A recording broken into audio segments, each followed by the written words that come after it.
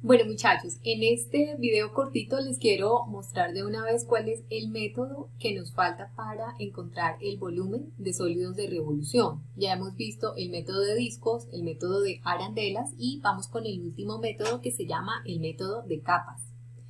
¿Qué dice este método o qué es lo que hace en síntesis?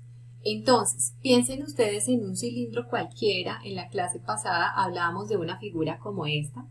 Piensen, digamos, en esta figura, pero en vez de hacer los cortes que estamos acostumbrados a hacer para sacar ya sea discos o arandelas, lo que vamos a hacer es como si esto fuera un rollito de papel higiénico. Es decir, vamos a empezar a sacar como capitas de cada uno de ellos, como lo podemos ver en la gráfica que está aquí a mano derecha, como esta.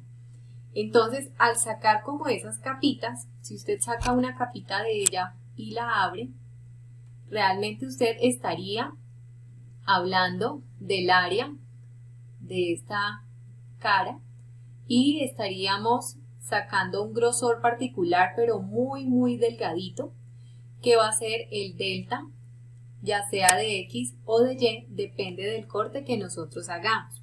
Entonces, acá de una vez les coloco como las fórmulas o las expresiones que nos van a ayudar a encontrar por el método de las capas el volumen de un sólido de revolución. Presten atención. Entonces, si yo voy a hacer un eje de revolución horizontal, es decir, me dan una región y me dicen que la ponga a girar en torno al eje X o un eje horizontal cualesquiera, entonces el corte que yo voy a hacer va a ser paralelo al eje de revolución, es decir, también horizontal. Y la integral va a ser entre elementos de Y, en este caso entre C y D, que son los límites de la integración de 2pi por P de X, perdón, por P de Y, H de Y. ¿Quiénes son P y H? Sencillo. P es la distancia o la función que me va a permitir encontrar la distancia que hay desde el eje de revolución hasta un punto cualquiera de la curva. Y H es una función que me va a permitir decir desde este punto, o sea, desde donde arrancamos, horizontalmente hasta acá, quién viene a ser nuestra función o esa distancia. En otras palabras, vamos a tener que mirar horizontal y verticalmente cuáles son las funciones que lo están acotando. Ya lo miramos con un ejemplo. Si nuestro eje de revolución es vertical, entonces el volumen vamos a calcularlo en términos de X, es decir, la integral va a ser en términos de X. Así que los límites los vamos a mirar de forma vertical, como paredes verticales entre A y B. H de X va a ser la altura de ese rectángulo y P de X va a ser el alcance horizontal, es decir, en donde yo hago ese rectángulo representativo, cuánto hay desde el inicio hasta ese punto y luego cuál es la altura que tiene ese rectángulo, obviamente en términos generales. Entonces vamos a hacer el ejemplo que aparece acá para entender un poco más de la teoría, cómo se ejecuta en la práctica.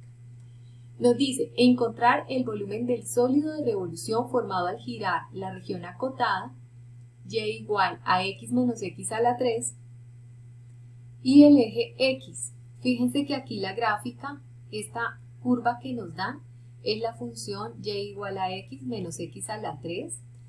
El eje x pues es este eje horizontal que aquí ya lo tenemos. Así que es fácil identificar cuál es la región que están acotando esas dos curvas.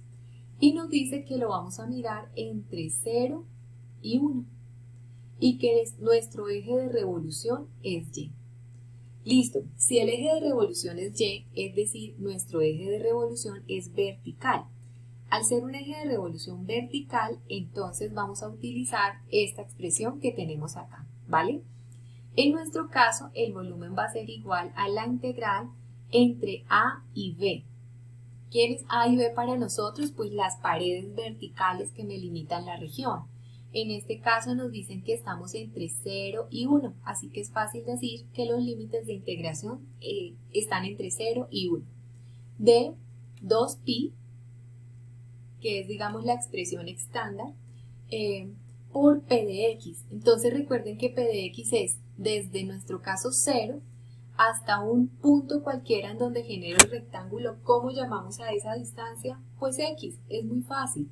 La distancia que hay de aquí a cualquier punto en donde usted se pare a hacer el rectángulo se llama X. Así que aquí sería X por H de X, que en nuestro caso es la altura. Es decir, ¿quién nos da la altura de cada uno de esos rectángulos en donde tú te ubiques para X? Fácil, te lo da la curva, que en este caso es X menos X al cubo. ¿Vale? Por dx. Listo. Como ya tenemos entonces la integral montada, no es sino resolverla, que viene a ser bastante fácil. Yo aquí lo que hago es distributiva rápidamente por dx. Entonces el volumen va a ser igual a 2pi de x a la 3 sobre 3 menos x a la 5 sobre 5 evaluado entre 0 y 1. En nuestro caso va a ser igual a 2pi, que multiplica a 1/3 menos 1/5 menos 0, que es el resultado de reemplazar este límite en la función. Así que nuestro volumen finalmente va a ser igual a 2pi por, esto me daría 5 menos 3 sobre 15, que va a ser igual a 4pi sobre 15. Y recuerden que ahora nuestras unidades son cúbicas. Espero que haya quedado muy bien entendido este ejemplo. Vamos en otro video a hacer otros 2 ejemplos cuando el eje de revolución es horizontal, como para comprender un poco mejor el tema. Entonces ya nos vemos en el siguiente video.